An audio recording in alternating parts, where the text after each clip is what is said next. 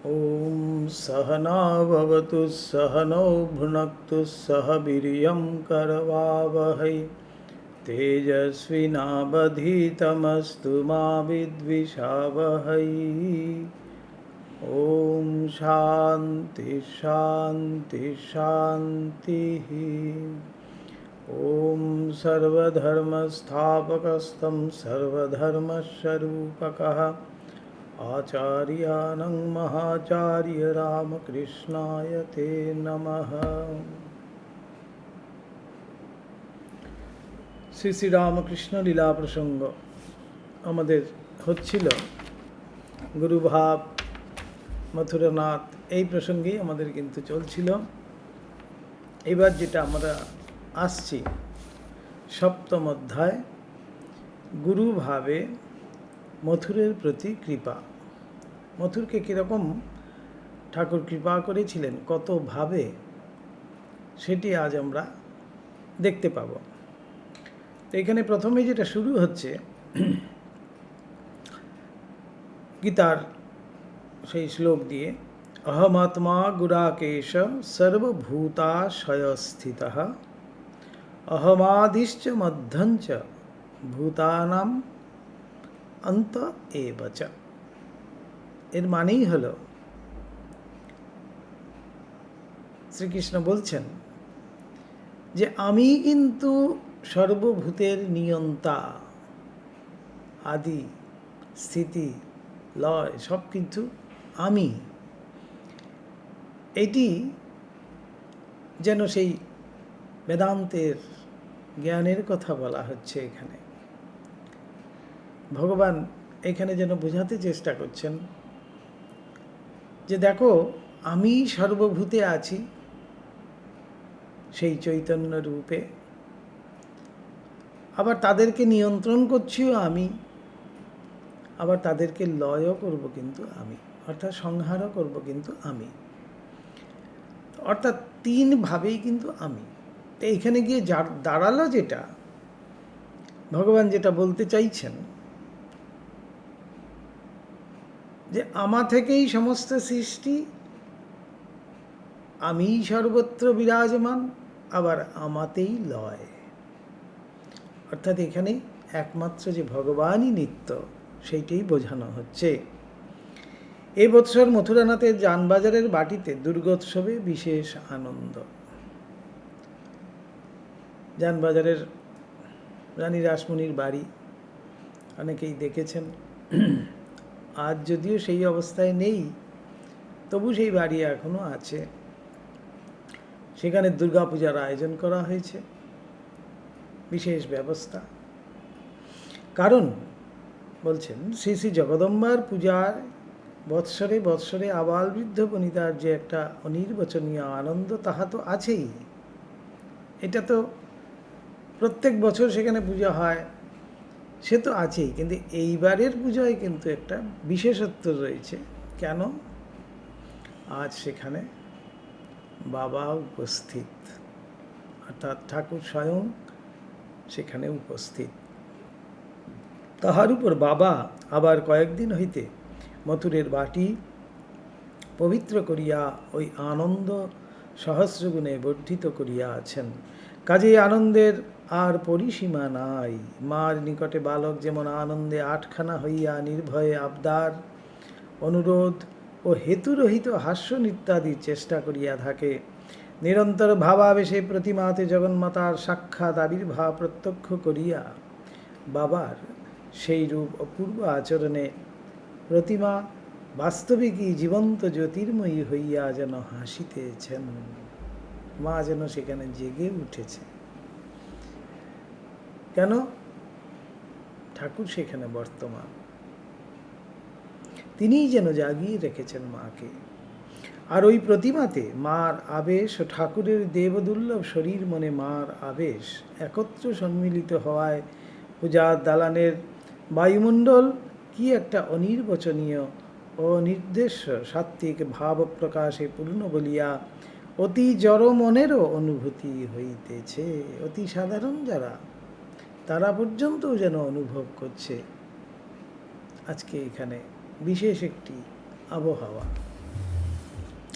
দালান জমজম করিতেছে, উজ্জ্বল হইয়া উঠিয়াছে, আর বাটির সর্বত্র যেন সেই অদ্ভুত প্রকাশে অদ্ভুত অপূর্ব শ্রী ধারণ করিয়াছে।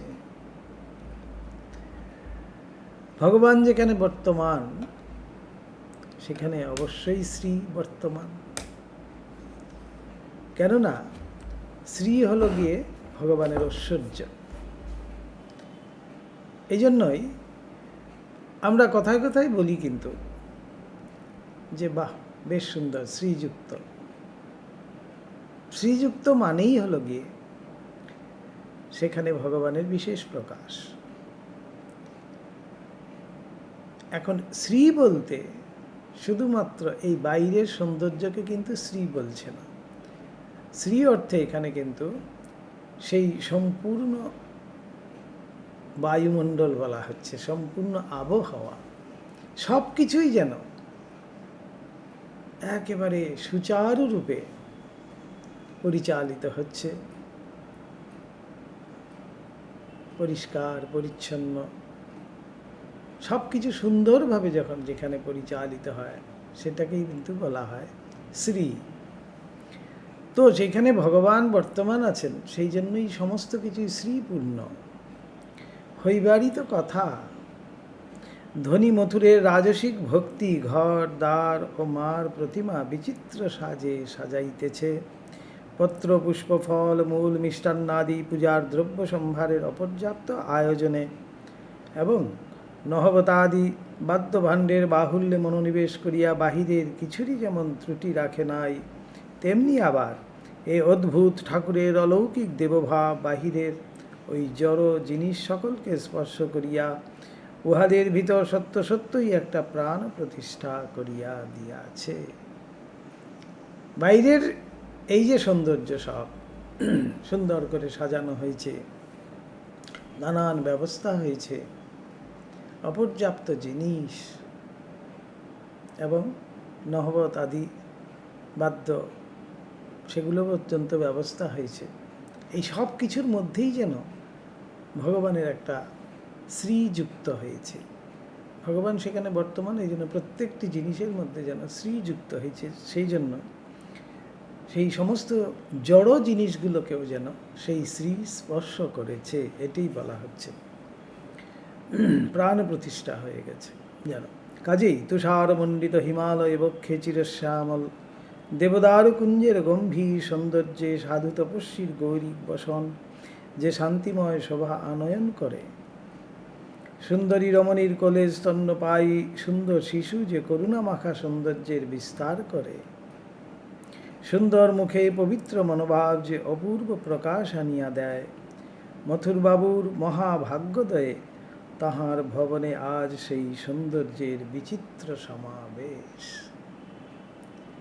সেই সৌন্দর্যের বিবরণ যদি আমরা বলতে যাই তখন বলছেন এত সব বিবরণ আছে, কিন্তু কিরকম বলছেন, সেই তুষারমণ্ডিত হিমালয় বক্ষে সুন্দর একটি কুটির, তাতে সাধু বসে, তপস্বী সাধু সেখানে বসে সাধন করছেন।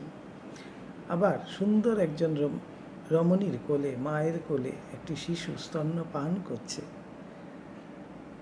এগুলো যেমন একটা খুব সুন্দর জিনিস, অর্থাৎ সেখানে কিন্তু একটা পবিত্রতা, একটা সৌন্দর্য বর্তমান।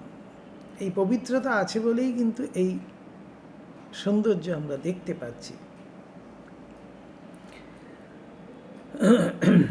তো সেই রকমই বলছেন, মথুরবাবুর মধ্যেও যেন সেই ভাগ্যোদয় হয়েছে এবং সেখানে এত বিচিত্র সৌন্দর্যের সমাবেশ হয়েছে।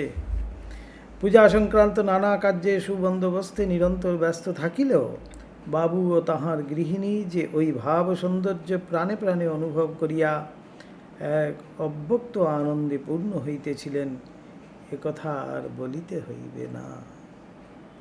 তাদের যেন খুবই আনন্দ, অর্থাৎ মায়ের পূজার আয়োজন হয়েছে, সেখানে ভগবান স্বয়ং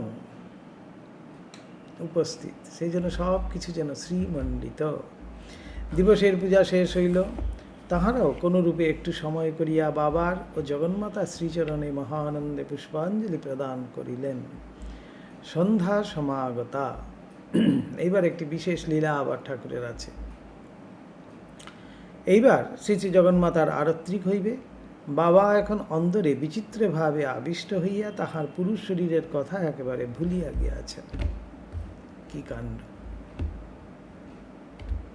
তিনি এখন একেবারে সখী ভাবে, মায়ের দাসী, মায়ের সখী, এই ভাবে তিনি পূর্ণ হয়েছেন।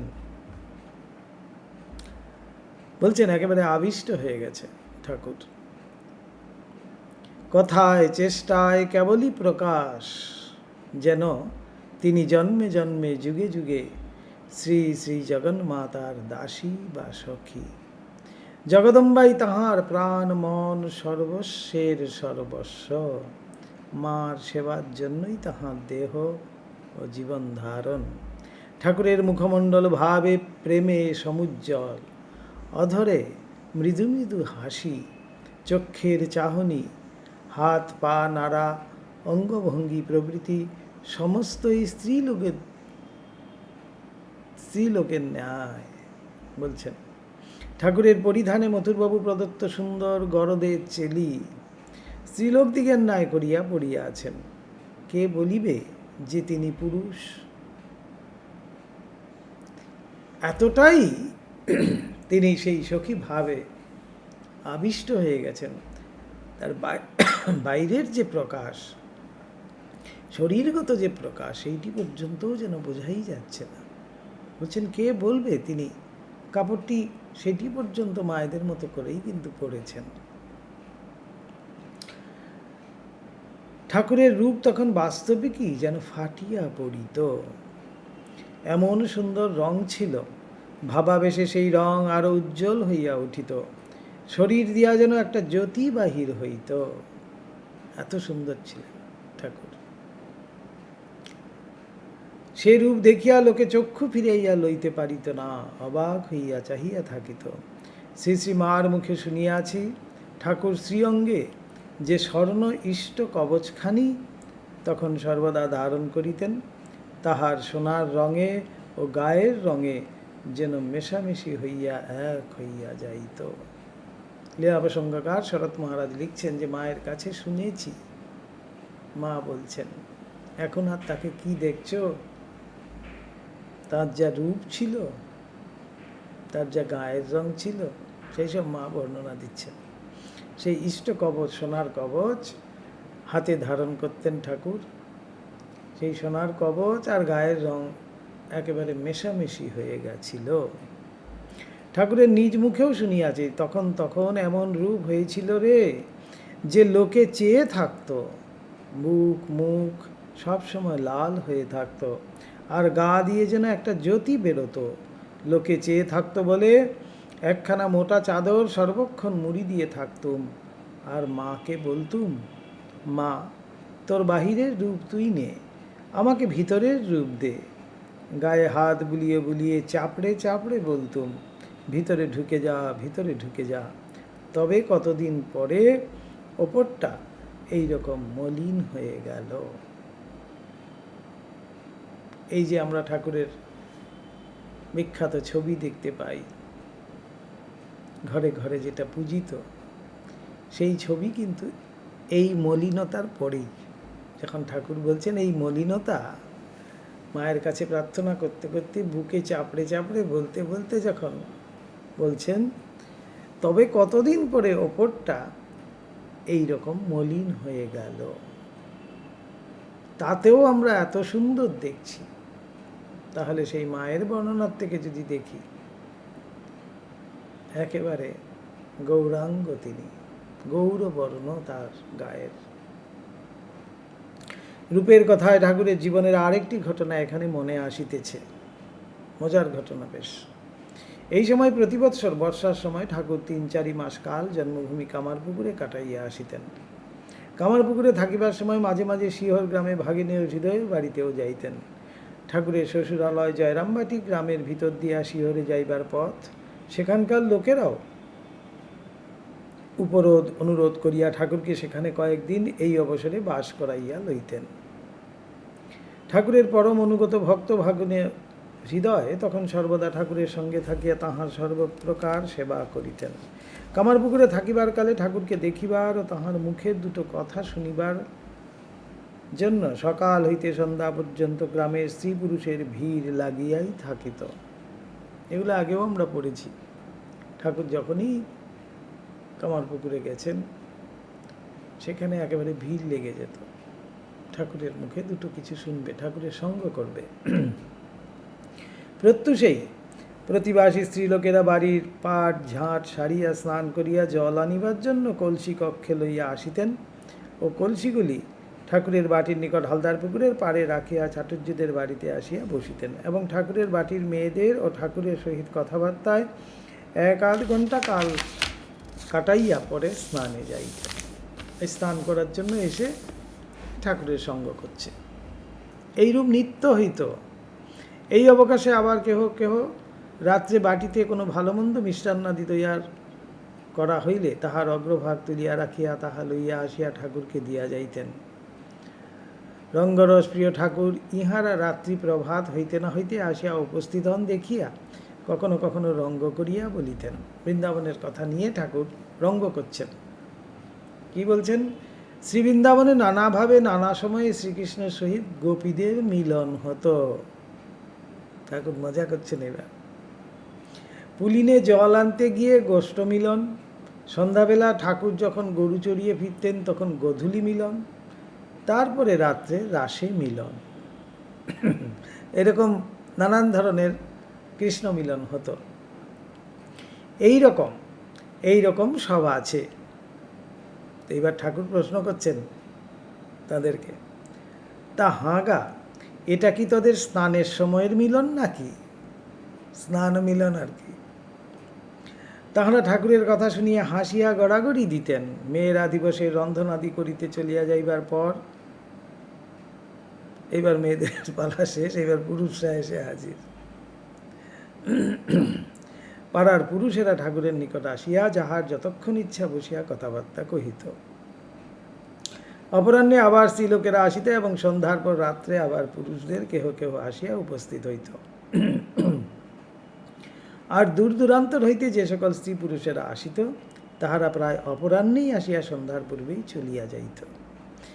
এইরূপে সমস্ত দিন রথ দোলের ভিড় লাগিয়া থাকিত। এখানে রথ দোলের ভিড় বলা হচ্ছে মানে অর্থাৎ রথে এবং দোলে অনবরত লোক আসছে যাচ্ছে, এরকমই যেন ঠাকুরের সব সময় ভিড় লেগেই আছে। একবার কামারপুকুর হইতে ওই রূপে জয়রামবাটি ও শিহর যাইবার বন্দোবস্ত হইয়াছে। অনুক্ষণ ভাব সমাধিতে থাকা ঠাকুরের অঙ্গ বালক বা স্ত্রীলোকের ন্যায় সুকোমল হইয়া গিয়াছিল। ঠাকুর অত্যন্ত কোমল ছিলেন। কোমলাঙ্গং বলা হচ্ছে ঠাকুরকে। অল্প দূর হইলেও পালকি গাড়ি ভিন্ন যাইতে পারিতেন না, সেজন্য জয়রামবাটি হইয়া শিহর যাইবার জন্য পালকি আনা হইয়াছে। হৃদয় সঙ্গে যাইবার জন্য প্রস্তুত। ঠাকুর আহার আনতে পান খাইতে খাইতে লাল চেলি পড়িয়া হস্তে সুবর্ণ ইষ্টকবচ ধারণ করিয়া পালকিতে উঠিতে আসিলেন। লাল চেলি পরেছেন ঠাকুর, গায়ে ওরকম রং, তার মধ্যে ইষ্টকবচ সোনার কবচ দেখা যাচ্ছে, তার মধ্যে পান খেয়ে ঠোঁট একেবারে লাল। কি অপূর্ব শোভা ধরেছে একবার যদি আমরা কল্পনাও করি। ওইভাবেই ভাবচক্ষেই আমরা কিন্তু ঠাকুরের এই রূপও দেখতে পাই। কি অপূর্ব রূপ, আহা!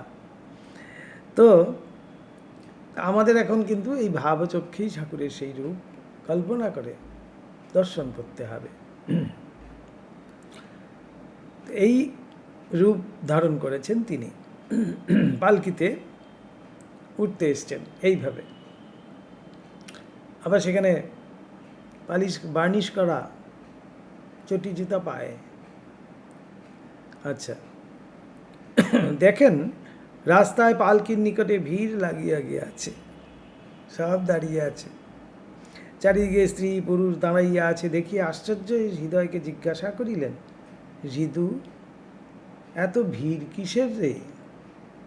ঠাকুর আশ্চর্য হয়ে জিজ্ঞেস করছেন, হৃদয় কিসের আর? এই তুমি আজ ওখানে যাবে লোকদিগকে দেখাইয়া, এরা এখন আর তোমাকে কিছুদিন দেখতে পাবে না, তাই সব তোমায় দেখতে এসেছে। অনেকদিন ঠাকুরের সাথে দেখা হবে না,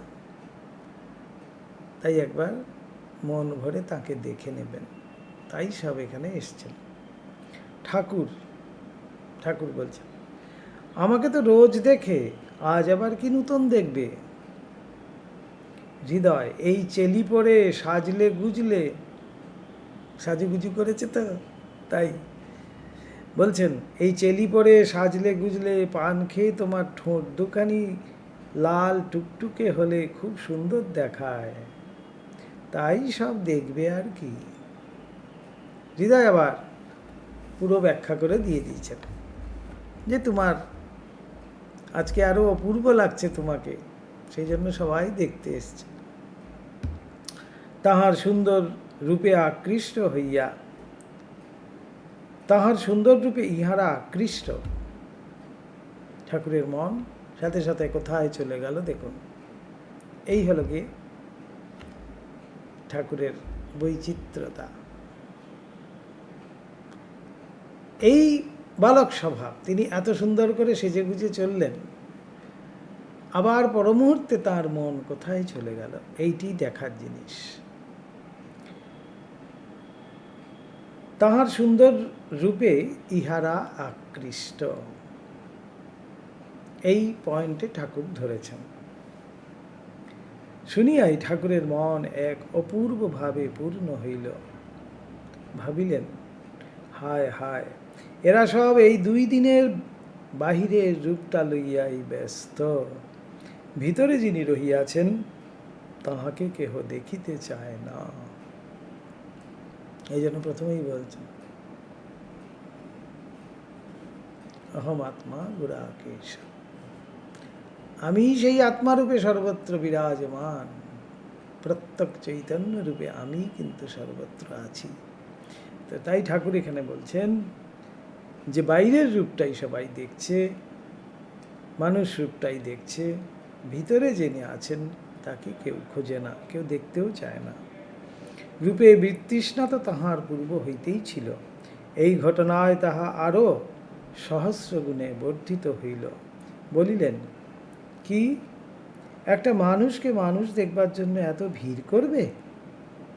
যা, আমি কোথাও যাব না, যেখানে যাব সেখানেও তো লোকে এইরকম ভিড় করবে।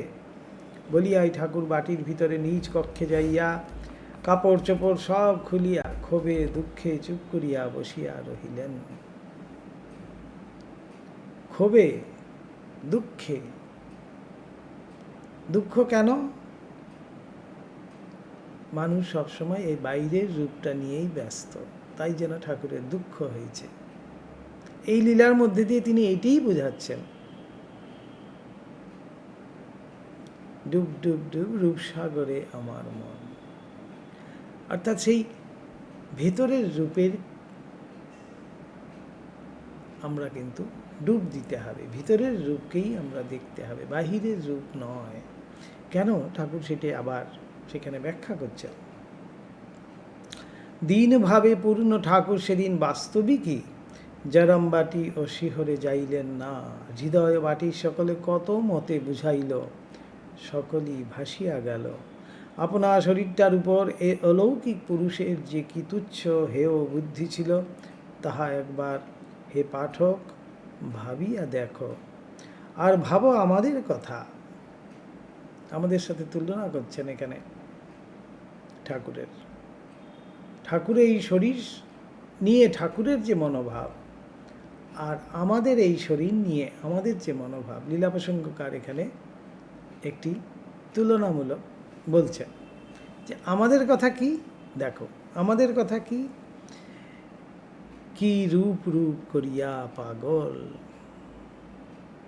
আমরা সব সময় এই রূপচর্চায় ব্যস্ত, কি মাজা ঘষা আর সেই চিরুনি, সারাক্ষণ আমরা তাই করছি। কিন্তু খুর, ভাঁড়, বেসন, সাবান, এসেন্স, পোমেডের ছড়াছড়ি। এখন যদি দেখতেন শরৎ মহারাজ তাহলে কি বলতেন? এখন তো আরও বেশি, বোধহয় এখানে এই পাতাটা পুরো হয়ে যেত তাহলে। আর পাশ্চাত্যের অনুকরণে হাড় মাসের খাঁচাটার উপর নিত্য ভ্রমের বাড়াবাড়ি করিয়া একেবারে উৎসন্ন যাইবার হুড়াহুড়ি। পাশ্চাত্য অনুকরণ, সেজে গুজে ফিটফাট হয়ে থাকতে হবে।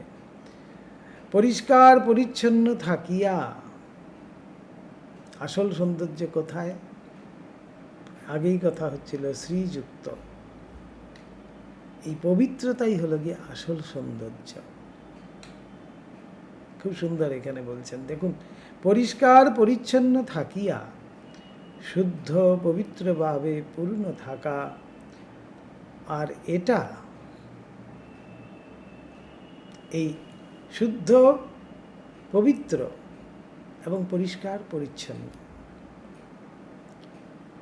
এর যে সৌন্দর্য, এই সৌন্দর্যের সাথে এই সৌন্দর্যের কোনো তুলনাই হয় না, এটাই বলা হচ্ছে। আর এটা দুই কি এক কথা হে বাবু? এই সৌন্দর্যের শুধুমাত্র বাইরের প্রকাশ, শুধুমাত্র বাইরটাই আমরা দেখছি। এই সৌন্দর্যের কোনো মানে নেই, এটা কিন্তু একেবারে অনিত্য, দুদিনের। এই জন্যই বলা হচ্ছে মাঝে মধ্যে আমাদের কিন্তু অবশ্যই শ্মশানে যেতে হয়। আমাদের পরিণতি কি? এই যে হাড় মাসের খাঁচাটার পরিণতি কি, সেটা আমাদের নিজের চক্ষে দেখা উচিত, স্বচক্ষে সেটি অবশ্যই দেখা উচিত। হসপিটালে মাঝে মাঝে গিয়ে দেখা উচিত, শ্মশানে গিয়ে মাঝে মাঝে গিয়ে দেখা উচিত। তখনই আমাদের মধ্যে সেই ভাব জাগবে, বিচার বুদ্ধিটি আসবে যে এই হলো শরীর, এই হলো তার পরিণতি, তার জন্য এই শরীরকে নিয়ে এত ব্যস্ত আমরা। এইভাবেই কিন্তু আমাদের এগুলোর থেকে বের হওয়ার পথ। যাক, আমরা যানবাজারের পূর্ব কথাই বলি, এবার যানবাজারের কথায় আবার যাচ্ছি। জগদম্বার আরত্রিক আরম্ভ হয়, ঠাকুরের কিন্তু সে ভাব আর ভাঙে না, সেই সখী ভাব। মথুরবাবুর পত্নী শ্রীমতী জগদম্বা দাসী ঠাকুরকে কোনরূপে প্রকৃতস্থ করিয়া বাটির স্ত্রীলোকদিগের সহিত আরতি দেখিতে যাইবেন মনে করিয়াছিলেন, কিন্তু ঠাকুরের ঐরূপ ভাবাবেশের বিরাম নাই দেখিয়া এবং তাহাকে একাকী ফেলিয়া যাওয়াটাও যুক্তিসঙ্গত নয় ভাবিয়া কিং কর্তব্য বিমূঢ়া হইলেন। ভাবিলেন, করি কি, আমি যাহাকেই রাখিয়া চলিয়া যাইব, একবার আরতির বাজনা বাজিয়া উঠিলেই সে নিশ্চয়ই তথায় ঊর্ধ্বশ্বাসে ছুটিবে। ঠাকুরকে ফেলেও যেতে পারছেন না জগদম্বা, আবার ঠাকুরকে নিয়েও যেতে পারছেন না, তিনি এমন ভাবস্থ হয়ে আছেন। আর বাবাও তো ভাবে বিলঢল হইলে নিজেকে নিজে সামলাইতে পারেন না। একবার তো ওইরূপে বাহ্য জ্ঞান শূন্য অবস্থায় গুলের আগুনের উপর পড়িয়া যাইয়া হুঁশ হয় নাই। পরে সে ঘা কতদিনে কত চিকিৎসায় সারিয়া আছে। একাকে রাখিয়া যাইলে আনন্দের দিনে পাছে ওইরূপ একটা বিভ্রাট হয়, তখন উপায় কর্তাই বা কি বলিবেন? এইরূপ নানা চিন্তা করিতে করিতে হঠাৎ তাহার মনে একটা উপায় আসিয়া জুটিল। তাড়াতাড়ি নিজের বহুমূল্য গহনা সকল বাহির করিয়া বাবাকে পড়াইতে পড়াইতে তাহার কানের গোড়ায় বারবার বলিতে লাগিলেন, বাবা চলো, মার যে আরতি হইবে, মাকে চামর করিবে না? কতখানি সেই জগদম্বা দাসীও কতখানি ভক্তিমতী, কতখানি পবিত্র স্বরূপা, সেই ভাব অবস্থাতেই ঠাকুরকে তিনি সাজিয়ে দিচ্ছেন এবং ঠাকুরের কানে কানে বলছেন, বাবা চলো, মায়ের আরতি হচ্ছে, তুমি মাকে গিয়ে চামর করবে। তো কতখানি সেবার অধিকার তিনি পর্যন্ত পেয়েছিলেন। সেই ভাব অবস্থায় ঠাকুরকে কিন্তু সবাই ছুতেও পারত না। তার নিজের গহনা, বহুমূল্য গহনা সব নিয়ে এসছেন, গয়নাগাটি, বের করে এনে তিনি ঠাকুরকে পরিয়ে দিয়ে সাজাচ্ছেন একেবারে সখী বেশে। মেয়েদেরই তো গয়না সেগুলো, সমস্ত পরাচ্ছেন। পড়াতে পড়াতে বাবার কানে কানে বারবার করে বলছেন, বাবা চলো। ভাবাবেশে ঠাকুর যতই কোনো বাহ্য জ্ঞান শূন্য হন না, যে মূর্তি ও ভাবে তাহার মন সমাধিস্থ হইয়াছে, তাহা ছাড়া অপর সকল বস্তু, ব্যক্তি ও ভাব সম্বন্ধ হইতে তাহার মন যতই কেন দূরে যাইয়া পড়ুক না, এটা কিন্তু সকল সময়ই দেখা গিয়াছে যে ওই মূর্তির নাম বা ওই মূর্তির ভাবের অনুকূল কথা কয়েকবার ঠাকুরের কানের কাছে বলিলেই তখনই তাহার মন উহাতে আকৃষ্ট হইত এবং উহা ধরিতে বুঝিতে সক্ষম হইত। তিনি তো সেইভাবেই আবিষ্ট হয়ে আছেন। এই জন্য জগদম্বা দাসী কী করলেন, সেই ভাবেরই কথা, মায়েরই কথা বলছেন। এবার মায়ের আরতি হবে, বাবা চলো, তাকে চামর করতে হবে। এই ভাবাবস্থাতেও কিন্তু ঠাকুর এই কথা বুঝতে পারলেন, এটি বলা হচ্ছে।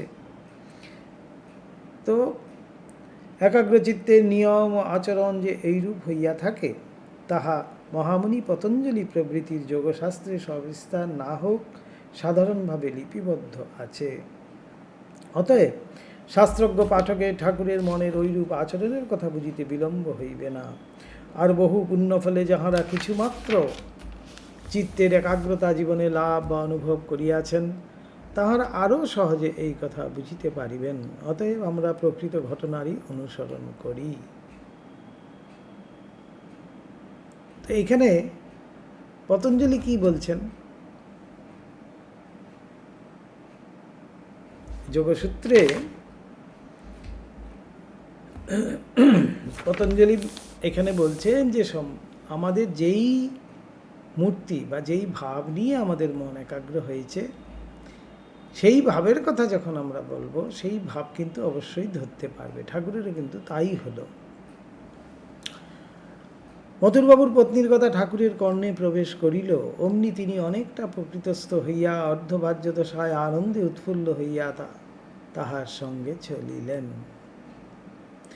তাহারা ঠাকুর দালানে পৌঁছিবা মাত্র আরতি আরম্ভ হইল। ঠাকুরও স্ত্রীগণ পরিবৃত হইয়া চামর হস্তে প্রতিমাকে বিজন করিতে লাগিলেন। ঠাকুরও মাকে কিন্তু চামর বেজন করতে শুরু করলেন। দালানের একদিকে স্ত্রীলোকেরা এবং অপরদিকে মথুরবাবু প্রমুখ পুরুষেরা দাঁড়াইয়া শ্রী শ্রী জগদম্বার আরতি দেখিতে লাগিলেন। সহসা মথুরবাবুর নয়ন স্ত্রীলোক দিকে পড়িবা মাত্র দেখিলেন তাহার পত্নীর পার্শ্বে বিচিত্র বস্ত্রভূষণে অদৃষ্টপূর্ব সৌন্দর্য বিস্তার করিতে করিতে কে দাঁড়াইয়া চামর করিতেছেন। মথুরবাবু, যিনি রাত দিন ঠাকুরকে দেখছেন, তিনিও কিন্তু চিনতে পারলেন না ঠাকুরকে ওই অবস্থাতে। অর্থাৎ তিনি এতটাই দাসীভাবে আবিষ্ট হয়েছিলেন ঠাকুর। তো তিনি দেখলেন তার পত্নীর পাশে, অর্থাৎ জগদম্বা দাসীর পাশে একজন বিচিত্র বস্ত্রভূষণে সজ্জিতা হয়ে মাকে চামর করছেন। বারবার দেখিয়াও যখন বুঝিতে পারিলেন না তিনি কে, তখন ভাবিলেন হয়তো তাহার পত্নীর পরিচিতা কোনো সঙ্গতিপন্ন লোকের গৃহিণী নিমন্ত্রিতা হইয়া আসিয়াছেন। যেই মথুরবাবু রাত দিন ঠাকুরকে দেখছেন, সেই মথুরবাবু পর্যন্ত ঠাকুরকে ওই অবস্থায় চিনতে পারলেন না। এই একই পুজো মণ্ডপ তো আর বিশাল কিছু দূরে নয়, একই মণ্ডপের মধ্যে তিনি কিন্তু দেখছেন। আরতি সাঙ্গ হইল। অন্তঃপুরবাসিনীরা শ্রী জগদম্বাকে প্রণাম করিয়া তাহাদের নির্দিষ্ট স্থানে চলিয়া গেলেন ও নিজ নিজ কার্যে ব্যাপৃতা হইলেন। ঠাকুরও ঐরূপ অর্ধবাহ্য অবস্থায় মথুরবাবুর পত্নীর সহিত ভিতরে যাইলেন এবং ক্রমে সম্পূর্ণ সাধারণভাবে প্রকৃতিস্থ হইয়া অলঙ্কারাদি খুলিয়া রাখিয়া বাহিরে পুরুষদিগের নিকট আসিয়া বসিলেন ও নানা ধর্ম প্রসঙ্গ তুলিয়া দৃষ্টান্তর দ্বারা সকলকে সরলভাবে বুঝাইয়া চিত্তহরণ করিতে লাগিলেন। আবার ঠাকুরের যা কাজ তিনি করতে শুরু করে দিয়েছেন, এসে সবার মধ্যে বসে সেই ধর্ম প্রসঙ্গ করছেন। কিছুক্ষণ পরে মথুরবাবু কার্যান্তরে অন্দরে গিয়া কথায় কথায় তাহার পত্নীকে জিজ্ঞাসা করিলেন, আরতির সময় তোমার পার্শ্বে দাঁড়াইয়া কে চামর করিতেছিলেন? মথুরবাবুর পত্নী তাহাতে হাসিয়া বলিলেন, তুমি চিনিতে পারো নাই? বাবা ভাবাবস্থায় ওই রূপে চামর করিতেছিলেন। তা হইতেই পারে, মেয়েদের মতো কাপড় চোপড় পরিলে বাবাকে পুরুষ বলিয়া মনে হয় না। এই বলিয়া মথুরবাবুকে আদ্যপান্ত সমস্ত ঘটনা খুলিয়া বলিলেন। মথুরবাবু একেবারে অবাক হইয়া বলিলেন, তাই তো বলি, সামান্য বিষয়েও না ধরা দিলে বাবাকে চেনে কার সাধ্য? তিনি ধরা না দিলে তাকে কেউ চিনতেই পারে না, এটি বলা। দেখো না, 24 ঘন্টা দেখে ও একত্রে থেকেও আজ তাকে চিনতে পারলুম না। সারাক্ষণ দেখছি, তাও চিনতে পারলাম না। সপ্তমী, অষ্টমী ও নবমী পরমানন্দে কাটিয়া গিয়াছে। আজ বিজয়া দশমীর প্রাতঃকাল। পুরোহিত তাড়াতাড়ি শ্রী শ্রী জগদম্বার সংক্ষেপ পূজা সারিয়া লইতেছে, কারণ নির্দিষ্ট সময়ের মধ্যে দর্পণ বিসর্জন করিতে হইবে। পরে সন্ধ্যার পর প্রতিমা বিসর্জন। মথুরবাবুর বাটির সকলেরই মনে যেন একটা বিষাদের ছায়া, কিসের যেন একটা অব্যক্ত ও পরিস্ফুট অভাব, যেন একটা হৃদয়ের অতি প্রিয় বস্তু বা ব্যক্তির সহিত অপরিহার্য আশু বিচ্ছেদ আশঙ্কা। বিজয়া দশমীর দিন আমাদের প্রত্যেকেরই কিন্তু স্বাভাবিকভাবে মনটা খুব খারাপ হয়ে যায়। পৃথিবীর অতি বিশুদ্ধ আনন্দের পশ্চাতেও এইরূপ একটা বিষাদ ছায়া সর্বদা সংলগ্ন আছে। এই নিয়মের বশেই বোধ হয় অতি বড় ঈশ্বর প্রেমিকের জীবনেও সময়ে সময়ে অসহ্য ঈশ্বর বিরহের সন্তাপ আসিয়া উপস্থিত হয়। আর কঠিন মানব আমাদের হৃদয়ও বিজয়ার দিনে প্রতিমা বিসর্জন দিতে যাইয়া উষ্ণ অশ্রুবর্ষণ করে। মধুর পত্নীর তো কথাই নাই। আজ প্রাতঃকাল হইতে হস্তে কর্ম করিতে করিতে অঞ্চলে অনেকবার নয়নাশ্রু মুছিয়া চক্ষু পরিষ্কার করিয়া লইতে হইতেছে। তিনি কিন্তু কেঁদেই চলেছেন সকাল থেকে, জগদম্বা দাসী। বাহিরে মথুরবাবুর কিন্তু অদ্যকার কথা এখনও ধারণা হয় নাই। তিনি পূর্ববতী আনন্দে উৎফুল্ল। শ্রী শ্রী জগদম্বাকে গৃহে আনিয়া এবং বাবার অলোক সামান্য সঙ্গ ও অচিন্ত কৃপা বলে তিনি আনন্দে আত্মহারা হইয়া আপনাতে আপনি ভরপুর হইয়া রহিয়া আছেন। বাহিরে কি হইবে না হইবে তাহা এখন খুঁজে কে? খুঁজিবার আবশ্যকই বা কি? মাকে ও বাবাকে লইয়া এই রূপেই দিন কাটিবে। এমন সময় পুরোহিতের নিকট হইতে সংবাদ আসিল, এইবার মার বিসর্জন হইবে। বাবুকে নিচে আসিয়া মাকে প্রণাম বন্দনাদি করিয়া যাইতে বলো। কথাটা মথুরবাবু প্রথম বুঝিতেই পারিলেন না। পুনরায় জিজ্ঞাসা করিয়া যখন বুঝিতে পারিলেন, তখন তাহার হুঁশ হইল, আজ বিজয়া দশমী। এই প্রথম তিনি যেন শুনলেন কথাটা, অর্থাৎ সেই হুঁশ এলো তার। আর সেই জ্ঞানের সঙ্গে সঙ্গে হৃদয়ে এক বিষম আঘাত পাইলেন। শোকে দুঃখে পূর্ণ হইয়া ভাবিতে লাগিলেন, আজ মাকে বিসর্জন দিতে হইবে কেন? বাবা ও মার কৃপায় আমার তো কিছুরই অভাব নাই।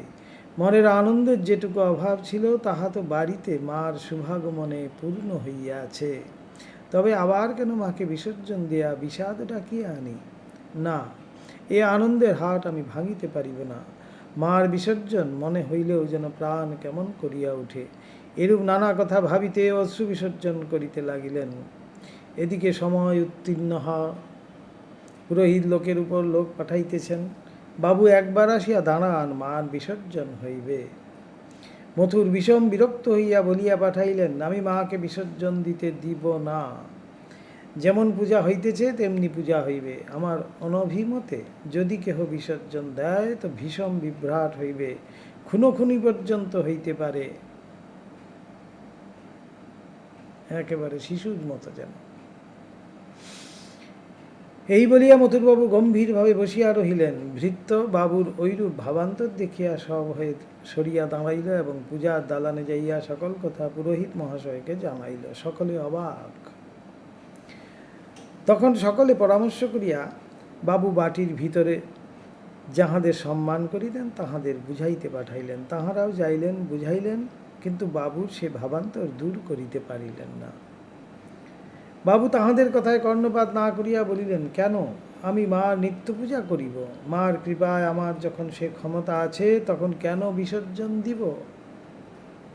বিসর্জনের কথাটাই তিনি বলছেন না। কাজেই তাহারা আর কি করেন, বিমর্ষভাবে ফিরিয়া আসিয়া সিদ্ধান্ত করিলেন মাথা খারাপ হইয়াছে, মাথাটা গেছে, এটাই সিদ্ধান্তে এসে গেছেন। কিন্তু ওইরূপ সিদ্ধান্ত করিলেই বা উপায় কি? হঠকারী মথুরকে বাটির সকলেরই ভালো রকম জানা ছিল, সকলেই জানিত।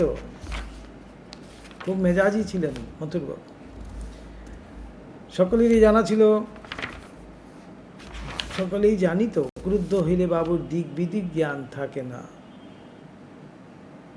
খুব মেজাজি। কাজেই তাহার অনভিমতে দেবীর বিসর্জনের হুকুম দিয়া কে তাহার কোপে পড়িবে বলো?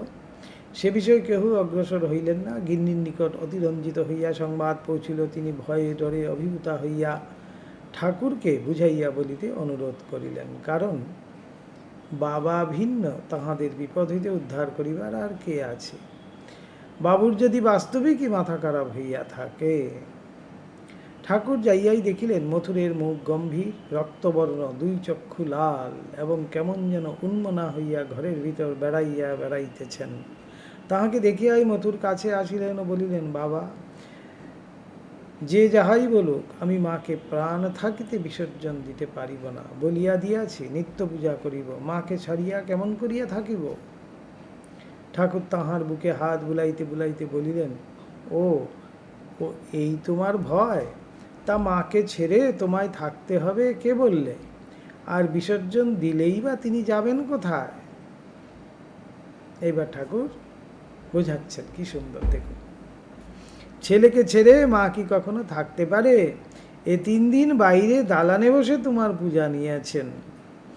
আজ থেকে তোমার আরও নিকটে থেকে সর্বদা তোমার হৃদয়ে বসে তোমার পূজা নেবেন। অর্থাৎ এই ভিতরে এই ঠাকুর এত সুন্দর করে বুঝিয়ে দিলেন যে এটা তো 3 দিন মাত্র বাইরে রেখে পুজো হয়েছে, তোমার অন্তরে তো তিনি সবসময়ই আছেন। আজ থেকে তোমার ভিতরেই তিনি পূজা নেবেন, অন্তরে থেকেই। কি এক অদ্ভুত মোহিনী শক্তি যে ঠাকুরের স্পর্শে কথাই ছিল, তাহা বলিয়া বুঝানো কঠিন।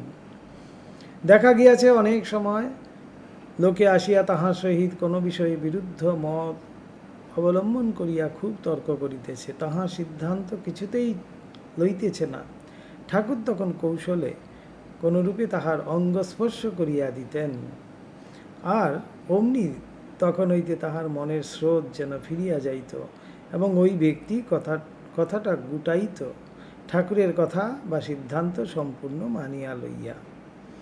ওই বিষয়ে তিনি আমাদের কাহারো কাহারো নিকট বলিয়াছেন, কথা কইতে কইতে অমন করে ছুঁয়ে দিই কেন জানিস? যে শক্তিতে ওদের অমন গোঁটা থাকে, সেইটের জোর কমে গিয়ে ঠিক ঠিক সত্য বুঝতে পারবে বলে। এই যে গোঁটা, এটি হলো আমাদের তামসিকতা। এই তামসিকতাটাকে তিনি স্পর্শ মাত্র কাটিয়ে দিচ্ছেন। এইরূপে স্পর্শমাত্রেই অপরের যথার্থ সত্য উপলব্ধি করিবার পথের অন্তরায় স্বরূপে দণ্ডায়মান শক্তি সমূহকে নিজের ভিতর টানিয়া লইয়া তাহাদের প্রভাব কমাইয়া দেওয়া বা ওই সকলকে চিরকালের মতো একেবারে হরণ করার সম্বন্ধে অনেক দৃষ্টান্ত ঠাকুরের জীবনে দেখিয়াছি ও দেখিয়াছি। যে সকল কথা অপরের মুখ হইতে বাহির হইয়া কাহারও মনে কোনরূপ ভাবোদয় করিল না, সেই সকলই আবার তাহার মুখনিসৃত হইয়া মানব হৃদয়ে এমন অদম্য আঘাত করিয়াছে যে সেই ক্ষণ হইতে শ্রোতার জীবনের গতি পরিবর্তিত হইয়া গিয়াছে। সে সকল পাঠককে সবিস্তারে বলিবার অন্য কোনো সময় চেষ্টা করিব। এখন মথুরবাবুর কথাই বলিয়া যাই। ঠাকুরের কথায় স্পর্শে মথুর ক্রমে প্রকৃতিস্থ হইলেন। তাহার ওইরূপে প্রকৃতিস্থ হওয়া ঠাকুরের ইচ্ছা এবং স্পর্শে কোনরূপ দর্শনাদি হইয়াছিল কিনা তাহা আমাদের জানা নাই, তবে মনে হয় উহাই সম্ভব।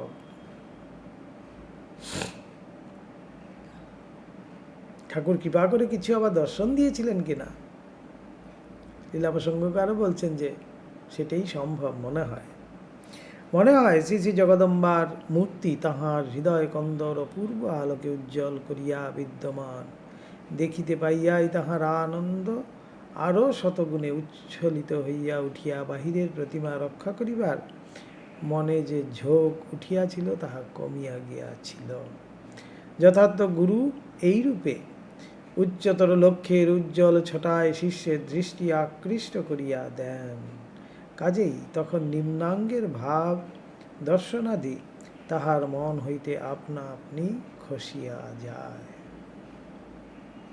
মন ঊর্ধ্বমুখী করে দিতে পারেন সেই স্পর্শ মাত্রেই। মথুরের ভক্তি বিশ্বাস আমাদের চক্ষে অদ্ভুত বলিয়া প্রতীত হইলেও উহা যে নানা রূপে ঠাকুরকে যাচাইবার ফলেই উপস্থিত হইয়াছিল সে বিষয়ে আরও সন্দেহ নাই। মথুর ধন দিয়া, সুন্দরী রমণ দিয়া, নিজের ও বাটির সকলের উপর অকুণ্ঠ প্রভুতা দিয়া ঠাকুরের আত্মীয়বর্গ যথা হৃদয় প্রবৃত্তির জন্য অকাতরে অর্থ ব্যয় করিয়া সকলভাবে ঠাকুরকে যাচাইয়া দেখিয়াছিলেন। ইনি অপর সাধারণের ন্যায় বাহ্যিক কিছুতেই ভুলেন না। বাহ্যিক ভাবভক্তির কপটাবরণ ইহার সূক্ষ্ম দৃষ্টির কাছে অধিকক্ষণ আত্মগোপন করিয়া রাখিতে পারে না। আর নরহত্যাদি দুষ্কর্ম করিয়াও মন মুখ এক করিয়া যথার্থ সরলভাবে যদি কেউ ইহার শরণ গ্রহণ করে তবে তাহার 7 খুন মাপ করিয়া তাহাকে সাদরে গ্রহণ করেন, দিন দিন উচ্চ লক্ষ্য চিনিবার ধনিবার সামর্থ্য দেন এবং কি এক বিচিত্র শক্তি বলে তাহার জন্য অসম্ভব সম্ভব হইয়া দাঁড়ায়। এটি এখানে যেন মথুরবাবু সেটি স্পষ্ট হলো যে কোনো রকম জিনিস এই বাহিরের যে অনিত্য বস্তু এইসব দিয়ে ঠাকুরকে ধরা যাবে না। তাকে একমাত্র তার শরণ নিলে অর্থাৎ তার শরণাগত হলে তাকে পাওয়া যায়, তাকে ধরা যায়। এটি যেন মথুর নিজে অনুভব করলেন। ঠাকুরের সঙ্গে থাকিয়া এবং ভাব সমাধিতে তাহার অসীম আনন্দ অনুভব দেখিয়া বিষয়ী মথুরেরও এক সময় ইচ্ছা হইয়াছিল ব্যাপারটা কি একবার দেখিবে ও বুঝিবে। ভাব সমাধি মথুরেরও খুব যেন ইচ্ছা হয়েছিল। মথুরের তখন হৃদয়ে দৃঢ় ধারণা হইয়াছে বাবা ইচ্ছা মাত্রই ও সকল করিয়া দিতে পারেন, কারণ শিব বলো, কালী বলো, ভগবান বলো, কৃষ্ণ বলো, রাম বলো, সবই তো উনি নিজে। তবে আর কি কৃপা করিয়া কাহাকেও নিজের কোনো মূর্তি যে দেখাইতে পারিবেন, ইহার আর বিচিত্র কি? বাস্তবিক ইহা কম অদ্ভুত ব্যাপার নহে। ঠাকুরের দর্শন লাভের পর যাহারাই তাহার সহিত ঘনিষ্ঠভাবে মিশিয়াছে তাহাদেরই ক্রমে ক্রমে এই রূপ ধারণার উদয় হইত। সকলেরই মনে হইত উহার ইচ্ছায় অসম্ভব সম্ভব হয়। অঘটন ঘটন পটিয়াসি, ভগবানের এটি একটি বিশেষ শক্তি বলা হচ্ছে, ঐশ্বর্য। তিনি যেটা ঘটবার নয় সেটাকেও ঘটিয়ে দিতে পারেন। অঘটন ঘটন পটিয়াসি ভগবানের একটি গুণের কথা বলতে গিয়ে বলা হচ্ছে। তো এখানে বলা হচ্ছে তার ইচ্ছা মাত্রেই যে সমস্ত কিছু হতে পারে, ঠাকুরের কাছে যারা আসতেন তারাও যেন সেটি বুঝতে পেরেছিলেন। আধ্যাত্মিক শক্তি ও নিজ পুত চরিত্র বলে একজনের প্রাণেও ঐরূপ ভাবে হৃদয় করিতে পারা কঠিন, তো অনেকের প্রাণে উহা কেবল এক অবতার পুরুষেরই সম্ভবে। তাহাদের অবতারত্বের বিশিষ্ট প্রমাণস্বরূপের মধ্যে ইহা একটি কম প্রমাণ নহে।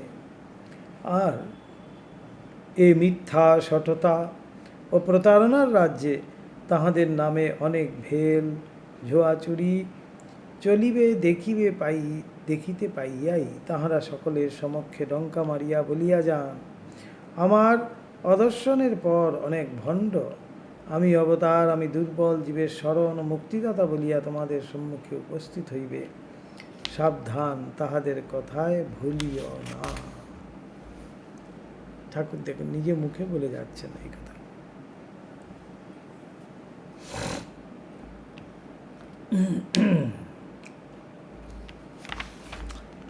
মথুরের মনে ঐরূপ ভাবের উদয় হইবা মাত্র ঠাকুরকে যাইয়া ধরিলেন। মথুরের যখন এরকম ইচ্ছা হয়েছে, এইবার ঠাকুরকে গিয়ে ধরে বসেছেন। বলিলেন, বাবা, আমার যাহাতে ভাব সমাধি হয় তাহা তোমায় করিয়া দিতেই হইবে। ঠাকুর ঐরূপ স্থলে সকল সময়ই যেমন বলিতেন সেই রূপই বলিয়াছিলেন। ইহা আমরা বেশ বুঝিতে পারি। বলিলেন, ওরে, কালে হবে, কালে হবে। একটা বিচি পুঁতবা মাত্রই কি গাছ হয়? তার গাছ হয়ে তার ফল খেতে পাওয়া যায়? কেন, তুই তো বেশ আছিস, এদিক ওদিক দুদিক চলছে। ওসব হলে এদিক সংসার থেকে মন উঠে যাবে, তখন তোর বিষয় আশয় সব রক্ষা করবে কে? 12 ভূতে সব যে লুটে খাবে, তখন কি করবি? ঠাকুর এবার তাকে বোঝাচ্ছেন যে যদি একবার ভাব সমাধি হয় তাহলে তো আর এই বিষয় আশয় নিয়ে তোমার মন থাকবে না, তখন এই বিষয় আশয় তো সবাই লুটে খাবে। ওসব কথা সেদিন শুনে কে মথুর একেবারে নাছর বান্দা, বাবাকে ভাব সমাধি করিয়া দিতেই হইবে। ঐরূপ বুঝানোয় ফল হইল না দেখিয়া ঠাকুর আর এক গ্রাম চড়াইয়া ধরিলেন। বলিলেন, ওরে, ভক্তেরা কি দেখতে চায়? তারা সাক্ষাৎ সেবাই চায়। দেখলে শুনলে ঐশ্বর্য জ্ঞানে ভয় আসে, ভালোবাসা চাপা পড়ে। শ্রীকৃষ্ণ মথুরায় গেলে গোপীরা বিরহে আকুল। শ্রীকৃষ্ণ তাদের অবস্থা জেনে উদ্ধবকে বুঝাতে পাঠালেন। উদ্ধব জ্ঞানী কিনা? বৃন্দাবনের কান্নাকাটি, ভাব, খাওয়ানো পড়ানো ইত্যাদি উদ্ধব বুঝতে পারত না। গোপীদের শুদ্ধ ভালোবাসাটাকে মাইক ও ছোট বলে দেখত। তারও দেখে শুনে শিক্ষা হবে, সেও এক কথা। উদ্ধব গিয়ে গোপীদের বুঝাতে লাগলো, তোমরা সব কৃষ্ণ কৃষ্ণ বলে অমন কেন করছো? জানো তো তিনি ভগবান সর্বত্র আছেন, তিনি মথুরায় আছেন আর বৃন্দাবনে নেই? এটা তো হতে পারে না। অমন করে হাওয়া উতাস না করে একবার চক্ষু মুদে দেখো দেখি, দেখবে তোমাদের হৃদয় মাঝে তিনি নবঘনশ্যাম, মুরলী বদন, বনমালী সর্বদা রয়েছেন ইত্যাদি। তাই শুনে গোপীরা বলেছিল, উদ্ধব, তুমি কৃষ্ণ সখা, জ্ঞানী, তুমি এসব কি কথা বলছো? আমরা কি ধ্যানী না জ্ঞানী, না ঋষিমুনির মতো জপ তপ করে তাকে পেয়েছি? আমরা সাধন বলে কিন্তু তাকে পাইনি। কিভাবে পেয়েছি? আমরা তাকে ভালোবেসেই পেয়েছি। এটাই বলবেন। আমরা যাকে সাক্ষাৎ সাজিয়েছি, গুজিয়েছি, খাইয়েছি, পরিয়েছি, ধ্যান করে তাকে আবার ওইসব করতে যাব? আমরা তা কি আর করতে পারি? যে মন দিয়ে ধ্যান জপ করব, সে মন আমাদের থাকলে তো তা দিয়ে ওইসব করব। সে মন যে অনেক দিন হলো কৃষ্ণ পাদপদ্মে অর্পণ করেছি। বলেছিলেন, তুমি তো ভারী লোকে, আমাদেরকে বলছো সেই মন দিয়ে ধ্যান করতে। যেই মন দিয়ে আমরা ধ্যান করব, সেই মন তো কবেই তাকে অর্পণ করে দিয়েছি। আবার সেখান থেকে তুলে এনে আবার সেই মন আমাদের এখানে নিয়ে এসে আবার সেই মন দিয়ে তাকে ধ্যান করব, ও আমাদের দ্বারা হবে না। আমাদের বলতে আমাদের কি আর কিছু আছে যে তাইতে অহং বুদ্ধি করে জপ করব? আমাদের আর কিছুই নেই। উদ্ধব তো শুনে অবাক। তখন সে গোপীদের কৃষ্ণের প্রতি ভালোবাসা যে কত গভীর ও কি বস্তু তা বুঝতে পেরে তাদের গুরু বলে প্রণাম করে চলে এলো। এতেই দেখো না, ঠিক ঠিক ভক্ত কি তাঁকে দেখতে চায়? তাঁর সেবাতেই তার পরমানন্দ। তার অধিক দেখা শোনা সে চায় না, তাতে তার ভাবের হানি হয়। অর্থাৎ সেই ঐশ্বর্যপূর্ণ ভগবানকে যখনই আমরা দেখব, তখনই কিন্তু তার প্রতি আমাদের একটা ভয় মিশ্রিত শ্রদ্ধা আসবে। শ্রদ্ধা যদিও থাকবে, কিন্তু সেখানে একটি ভয় আসবে। আর ঐশ্বর্যহীন যখন ভগবানকে আমি দেখব, সেখানে শুধুমাত্র ভালোবাসাই থাকবে, এবং সেই ভালোবাসাটাই হলো গিয়ে কালে কালে প্রেমে পূর্ণ হবে, এটি বলা হচ্ছে। তো সেই জন্যই বলছেন যে ভক্তরা কখনো তার সেই ঐশ্বর্যপূর্ণ রূপ দেখতে চায় না। তারা চায় আমি যেই রূপে তাকে সেবা করছি সেই রূপেই আমি তাকে দেখব, সেই রূপই আমার কাছে ভালো। বলছেন তাতে তার ভাবের হানি হয়। ইহাতেও যখন মধুর বুঝিলেন না, তখন ঠাকুর বলিলেন, তা কি জানি বাপু, মাকে বলবো, তিনি যা হয় করবেন।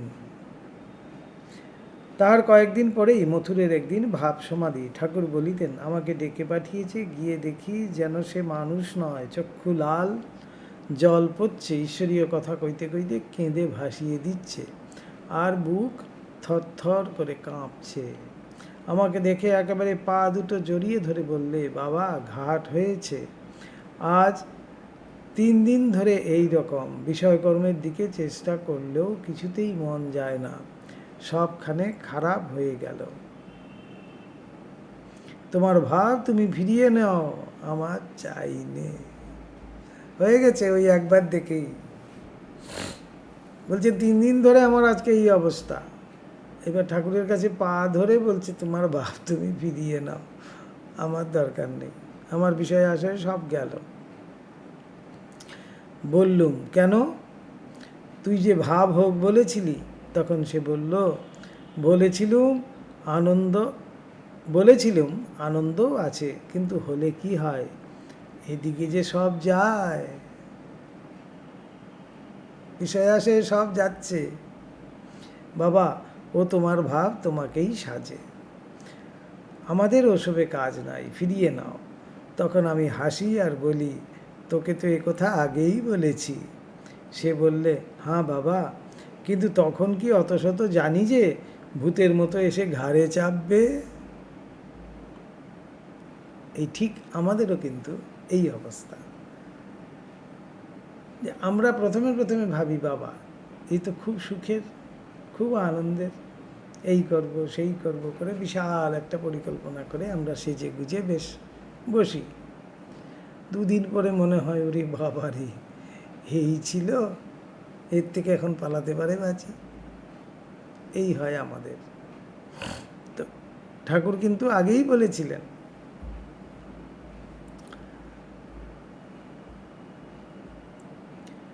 তখন মথুরবাবু বলছেন যে আমি কি জানতাম সেরকম, যে এখন তো দেখছি ভূতের মতো ঘাড়ে চেপেছে, আর তার গোয়ে আমার 24 ঘন্টা ফিরতে হবে, ইচ্ছা করলেও কিছু করতে পারবো না। তখন তার বুকে আবার হাত বুলিয়ে দিই,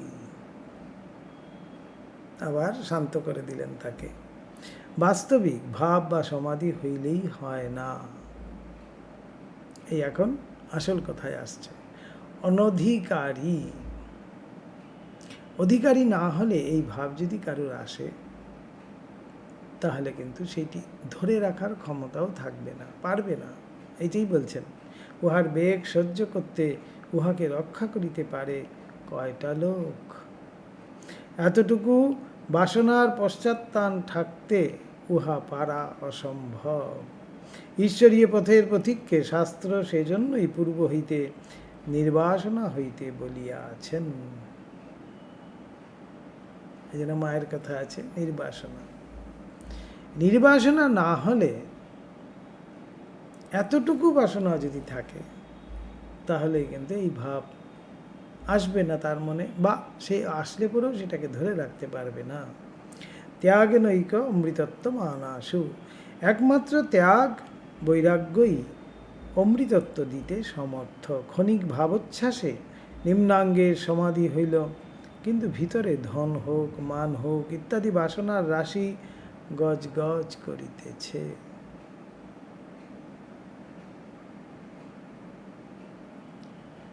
আমরা ঈশ্বর আরাধনাও করি কামনা যুক্ত হয়ে। ভালোবেসে আমাদের ভক্তি বিশ্বাস বৃদ্ধি হোক, সেই জন্য যদি ঈশ্বরের আরাধনা করি তাহলেই সেইটি সার্থক আরাধনা। না হলে কিন্তু সকাম, ওই যে সকাম ভক্তি আর নিষ্কাম ভক্তির কথা বলা হচ্ছে। নিষ্কাম ভক্তি হলো গিয়ে ঠিক ঠিক ভক্তি। সকাম ভক্তি তো মানে বিজনেস করার মতো, যেন একটা সাইন করা হচ্ছে, ডিল সাইন করা হচ্ছে। আমি তোমাকে 1 কেজি বাতাসা দিলাম, 2টো পাঁটা দিলাম, ষোড়শোপচারে পুজো দিলাম, তুমি আমার এই করে দাও, ডিল সাইন করা হলো। এগুলো হলো গিয়ে সকাম ভক্তি। এখানে সকাম উপাসনা, এখানে ভক্তিও ঠিক বলা যাবে না। ভক্তি যদি বলতেই হয়, ভক্তি বলতে এখানে কি বোঝাচ্ছে? ভক্তি মানেই হলো ভালোবাসার থেকে ভগবানে অনুরক্ত যে, তাকেই কিন্তু ভক্ত বলা হচ্ছে। তো ভগবানে অনুরক্ত কে? সেই অনুরক্ত হবে কিসের জন্য? অহৈতুকী ভালোবাসা। কোনো কিছুর জন্যই আমি তাকে ভালোবাসছি না, আমি শুধুমাত্র ভালোবাসার জন্যই তাকে ভালোবাসি। আমার তাকে ভালোবাসতে ভালো লাগে, তাই আমি তাকে ভালোবাসছি। তখনই কিন্তু সেইটাকেই ঠিক ঠিক বলা হবে ভক্তি। না হলে কিন্তু ভক্তি বলাই যাবে না। ভক্তি অর্থে এই, অর্থাৎ ভগবানে অনুরক্ত, সেই হলো গিয়ে ভক্ত। এবং ভগবানের অনুরাগ না থাকলে ভক্তি হবে না। তো সেই জন্য সেটা হবে গিয়ে সকাম উপাসনা। তুমি আমাকে এই করে দাও, আমি তোমাকে এই দিচ্ছি। আর আমার তোমাকে ভালো লাগে, তোমাকে পুজো করতে ভালো লাগে, তোমাকে সাজাতে ভালো লাগে, তাই আমি তোমার পুজো করছি। এই হলো গিয়ে নিষ্কাম, অর্থাৎ শুধুমাত্র ভালোবাসি, তোমাকে ভালোবাসি তাই আমি তোমার পুজো করি। এটাই কিন্তু সত্যিকারের ভক্তি বলা হচ্ছে। বলছেন যে হয়তো ভাব সমাধি হতেই পারে, কিছুক্ষণের জন্য মনে হবে যে আমার বিশাল ভাব হয়েছে, কিন্তু ভিতরে নানান সব চিন্তা, বলছেন গজ গজ করিতেছে, বাসনার রাশি গজ গজ করিতেছে। এরূপ লোকের ওই ভাব কখনোই স্থায়ী হয় না। আচার্য শঙ্কর যেমন বলিয়া আছেন, আপাত বৈরাগ্যবত মুমুক্ষুন ভবাদ্ধিপারম প্রতিয়াতু মুদ্যতাম আশাগ্রহ মজ্জয়তে অন্তরালে নির্গৃহ্য কণ্ঠে বিনির্বত্ত বেগাৎ। বিবেক চূড়ামণিতে আছে। অর্থাৎ যথার্থ বৈরাগ্যরূপ সম্বল অগ্রে সংগ্রহ না করিয়া, এই হলো কি সম্বল আমাদের, কি? বৈরাগ্য। এইটি সম্বল না করা পর্যন্ত আমি যেন এই কাজে না এগোই, এটাই বলা হচ্ছে। সংগ্রহ না করিয়া ভাব সমুদ্রের পাড়ে যাইবার জন্য যাহারা অগ্রসর হয়, বাসনা কুমির, বাসনা কুমির তাহাদের ঘাড়ে ধরিয়া ফিরাইয়া বলপূর্বক অতল জলে ডুবাইয়া দেয়। তো প্রথমে যেটা আমার যে বর্ম, আমি যুদ্ধে নামতে গেলে বর্ম পরতে হবে। ঠাকুর বলছেন হলুদ মেখে যদি কেউ জলে নামে তাহলে তাকে কুমির ধরে না। এই হলুদ বলতে বৈরাগ্য রূপ হলুদ। এই জন্য এখানে শঙ্করাচার্য বলছেন আপাত বৈরাগ্যবত মুমুক্ষুন, যারা এই ভাব সমুদ্রে ডুব দিতে যান তাদের প্রথমেই সম্বল যেটা দরকার সেই বৈরাগ্য। এই বৈরাগ্য রূপ সম্বল ছাড়া কেউ যেন এই ভাব সমুদ্রে ডুব দিতে না আসে। কেননা এখানে কামনারূপ কুম্ভীর আছে, তারা কিন্তু টেনে অতল জলে নিয়ে চলে যাবে। এই বাস্তবিক কতই না ওই রূপ দৃষ্টান্ত আমরা ঠাকুরের নিকট দেখিয়াছি। কাশীপুরের বাগানে ঠাকুর তখন অবস্থান করিতেছেন। একদিন কয়েকজন বৈষ্ণব ভক্ত একটি উন্মনা যুবককে সঙ্গে লইয়া উপস্থিত। ইহাদের পূর্বে কখনো আসিতে আমরা দেখি নাই। আসিবার কারণ, সঙ্গী যুবকটিকে একবার ঠাকুরকে দেখাইবেন এবং তাহার আধ্যাত্মিক কী অবস্থা সহসা উপস্থিত হইয়াছে তদ্বিষয়ে ঠাকুরের মতামত শ্রবণ করিবেন। ঠাকুরের নিকট সংবাদ দেওয়া হইল। যুবকটিকে দেখিলাম, বুক ও মুখ লাল, দীনভাবে সকলের পদধূলি গ্রহণ করিতেছে। ভগবানের নামে ঘন ঘন কম্পন ও পুলক এবং দুনয়নে অবিশ্রান্ত জলধারা বহায়। চক্ষুদ্বয় রক্তিম ও কিঞ্চিত স্ফীত হইয়া আছে। জল পড়তে পড়তে একবারে চোখ ফুলে গেছে। দেখিতে শ্যামবর্ণ, না স্থূল না কৃশ, মুখমণ্ডল অবয়বাদি সুশ্রী এবং সুগঠিত, মস্তকে শিখা, পরিধানে একখানি মলিন সাদা ধুতি, গায়ে উত্তরীয় ছিল কিনা বলিয়াই মনে হয়। পায়ে জুতা নাই এবং শরীর সংস্কার বা রক্ষার বিষয়ে একেবারে উদাসীন। শুনিলাম, হরি সংকীর্তন করিতে করিতে একদিন সহসা এইরূপ উত্তেজিত অবস্থা উপস্থিত হইয়া আছে। তদবধি আহার এক প্রকার নাই বলিলেই হয়, নিদ্রা নাই এবং ভগবান লাভ হইল না বলিয়া দিবারাত্র কান্নাকাটি ও ঘুমে গড়াগড়ি। আজ অনেক দিন হইল ঐরূপ হইয়াছে।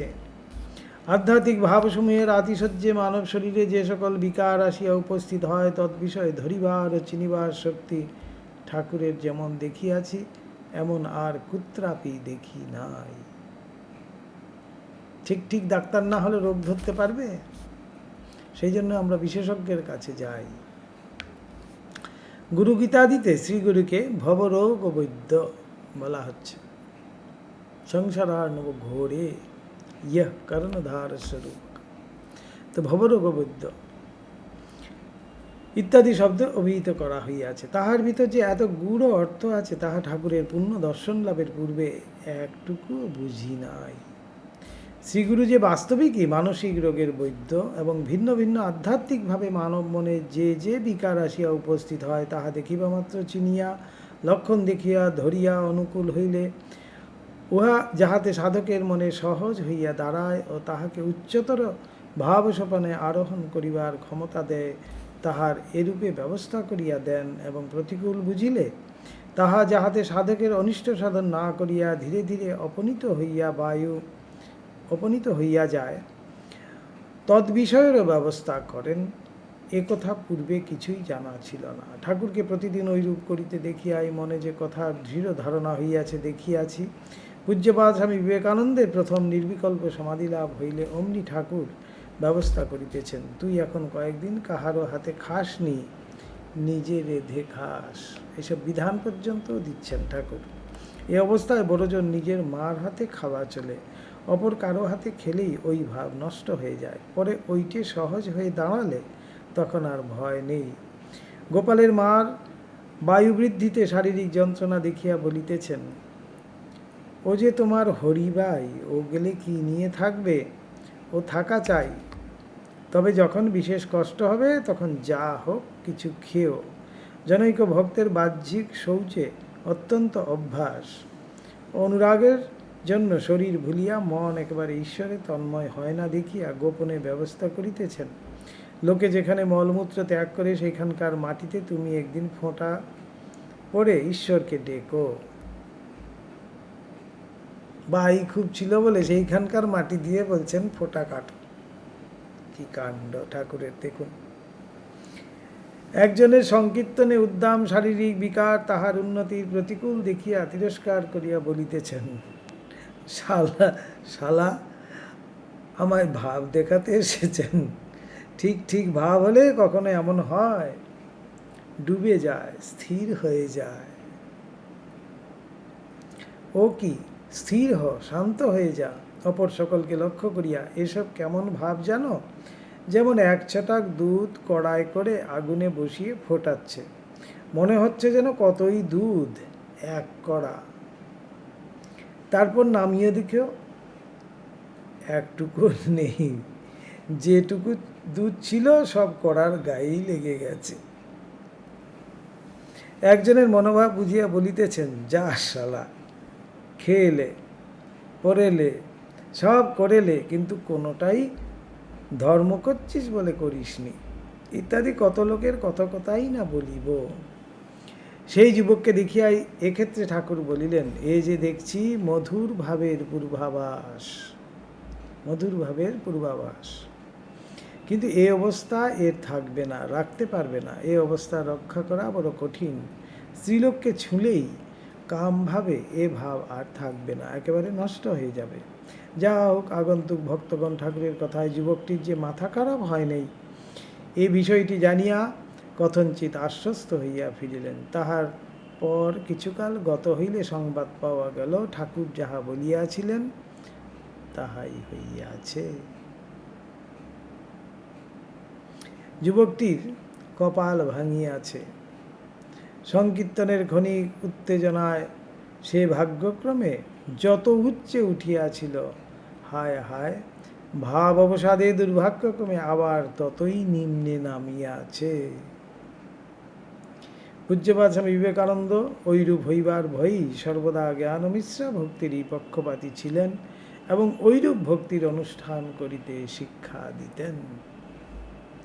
ঠাকুরও কিন্তু স্বামীজিকে সেই জ্ঞানমিশ্রা ভক্তির কথাই বারবার শিখিয়েছেন, বুঝিয়েছেন। কেননা এই যুগের জন্য জ্ঞানমিশ্রা ভক্তি কিন্তু একান্ত প্রয়োজন। শুধুমাত্র ভক্তি, কিছু না বুঝে আমি ভক্তি করলাম, হবে না। জ্ঞানমিশ্রা ভক্তি অর্থাৎ আমি কি করছি সেটা জেনে করতে হবে, বুঝে করতে হবে। তা আজকে এই পর্যন্তই। ওম নিরঞ্জনম নিত্যম অনন্তরূপম ভক্তানুকম্পাধৃতবিগ্রহং বৈশাবতারং পরমেশমিঢ্যং তম রামকৃষ্ণং শিরসা নমামः। ওম শান্তি শান্তি শান্তিः। হরিः ওম তৎসৎ। শ্রীরামকৃষ্ণার্পণমস্তু।